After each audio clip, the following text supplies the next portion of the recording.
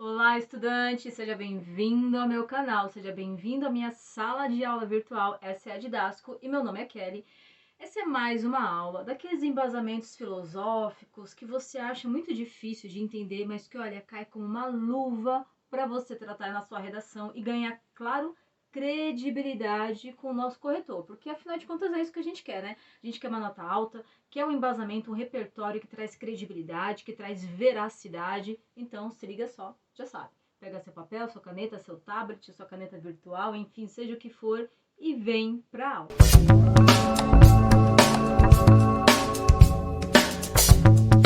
E hoje eu quero falar dele, John Locke, isso aí, o nosso filósofo britânico, que nasceu em 1632, faleceu em 1704.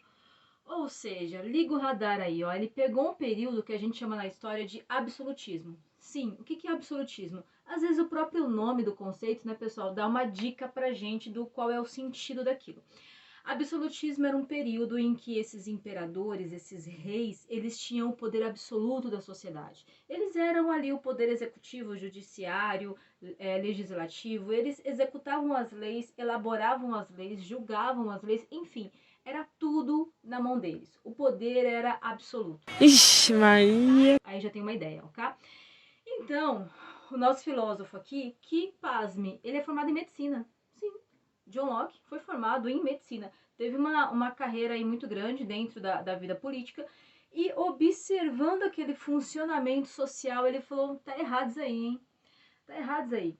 Afinal de contas, se eu elaboro uma lei e se eu vou julgar essa lei, é óbvio que quando eu elaboro ela, eu já vou escrevê-la, elaborar ela para que ela me beneficie. É isso que eu quero. Eu quero ganhar vantagem. Eu quero puxar a sardinha para o meu lado. Eu quero que ela me ajude essa lei. Então eu vou fazer aquilo não necessariamente que seja justo, que busque pela igualdade, liberdade, que preze a vida de qualquer indivíduo. Não, não, não, esquece isso daí. Eu vou fazer aquilo que é bom para mim como rei. Fez sentido?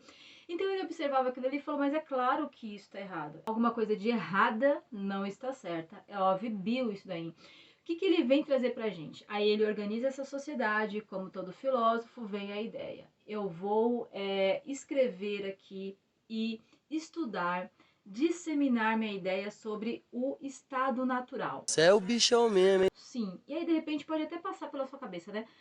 Mas como é que, de repente, esses filósofos aí, eles ganham tanta notoriedade? Como que a ideia dele pode ganhar tanto espaço, tanta atenção das pessoas, tanto poder? Porque, afinal de contas, pessoal, se todas aquelas leis, ela beneficiam a elite, os imperadores, ela está beneficiando, não sei, 1% da população, 5%, 7% da população. Então você tem, em média, 90% da população que está ruim, que está se definhando, que está dando ruim para elas. As leis não sequer dão voz, dão espaço para elas. Pobre é uma coisa triste. Então é óbvio que quando as pessoas veem a ideia dele, ele vai falar, eu apoio isso aí, mas é isso mesmo.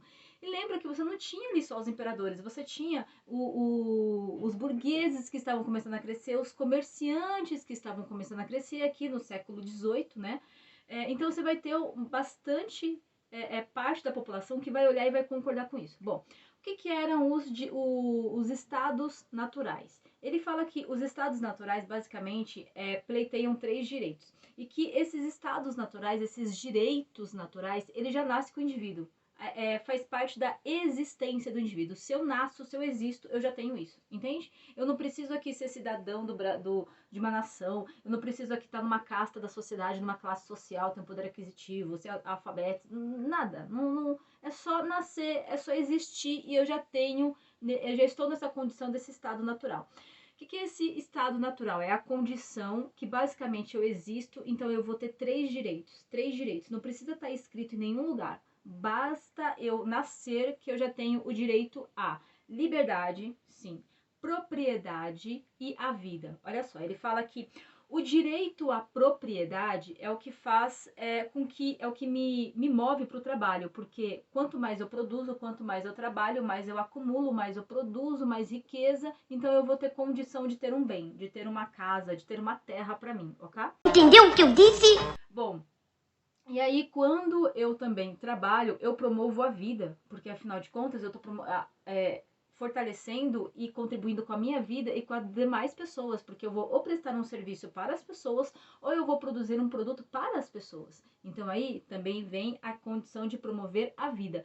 E por último, não menos importante, tudo isso tem a finalidade de quê? De promover a liberdade dos indivíduos. Porque veja bem, aquele Estado absolutista não tinha direito à terra. Eu trabalhava na terra, eu era camponesa, eu trabalhava na terra do imperador.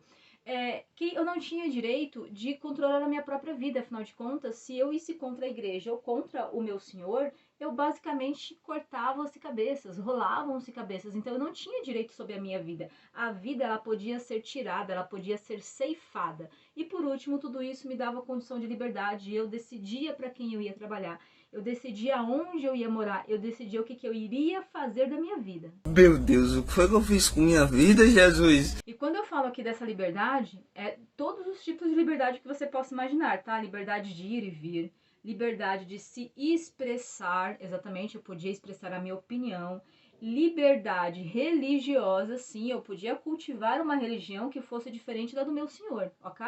E principalmente também liberdade de pensamento, ok? Eu tinha a liberdade de não concordar com o pensamento do meu senhor, do imperador.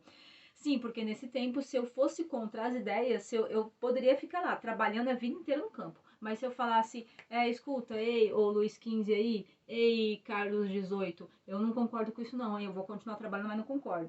Isso daqui dá uma cadeia.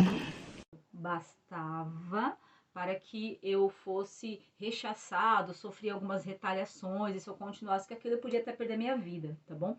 Então, todos esses 4 tipos de liberdade aí, o que você imaginar, era assegurado ao indivíduo, tá? Bom, então volto à condição, ó, de que estado natural é uma condição de existência. Basta eu existir que eu já estou nesse estado natural. E que esse estado natural, ele me concede 3 direitos, tá? De liberdade, de vida e de propriedade. Ok? Tudo bem até aqui? Bom, e aí você pode até pensar, né? Pô, mas será que é legal eu utilizar? Eu recebo bastante pergunta aqui de aluno, assim, tá? Será que é legal eu utilizar esse tipo de pensamento aí? Imagine, 1632 você falou, né? De quase 400 atrás, 350 anos atrás, sei lá, mais de 3 séculos aí, numa redação hoje em dia. Dá zero pra ele. Mas é claro, meu jovem, mas é claro. Pensa o seguinte, ou entenda o seguinte. As ideias de John Locke, elas influenciaram a Revolução Gloriosa, tome nota, a Revolução Francesa e, olha só a Declaração Universal dos Direitos Humanos. Só essas 3. Que refrescante! Exatamente. E principalmente a Revolução Francesa e a Declaração Universal dos Direitos Humanos influenciaram, inspiraram o quê? A Constituição Federal Brasileira, sim, a CFB, que eu, você e qualquer cidadão brasileiro tem que respeitar e acatar, tanto cumprir os deveres quanto beneficiar-se dos direitos. E o que está lá na nossa Constituição? Que todo cidadão tem direito à vida. Que todo cidadão tem a liberdade de ir e vir, de se expressar. Que todo cidadão tem direito a manter, a conquistar a sua propriedade privada, que se eu compro aqui um pedacinho de terra, seja onde for, ninguém pode invadir, é meu direito. É inconcebível, você entende aqui? Bom, então a gente olha esse conceito e quando através do tempo, mais de 300 anos, mais de 3 séculos, ele ainda se vale e você tem outros documentos no mundo que atestam a veracidade dele, ganha mais credibilidade sua redação. Fez sentido aqui? Então você pode usar e abusar dele em conceitos de minoria social. Quando fala de liberdade religiosa, tá? De direito de ir e vir, de direito à vida, ok? De segurança, quando fala de direito à vida, você pode falar de educação, porque através da informação, da instrução, do conhecimento, nós esclarecemos essas condições de direitos naturais que está na nossa CFB, na nossa Constituição Federal. Ou então você pode até tratar isso daí dentro de saúde, certo? Por algumas questões mais específicas dos vestibulares. Bom, Veja se fez sentido para você. Tá aí de bandeja, na mão, mastigadinho, um conceito da filosofia britânica de John Locke, que, tome nota aí, é considerado o pai do liberalismo político. Liberalismo político. Ele influenciou o iluminismo e influenciou o humanismo, mas ali, digamos que entre os que encabeçaram essa questão de analisar o quanto que a política deveria ser liberal, o quanto que a política deveria prezar a liberdade das pessoas, John Locke é considerado o pai do liberalismo econômico. Perdão, político. Assim.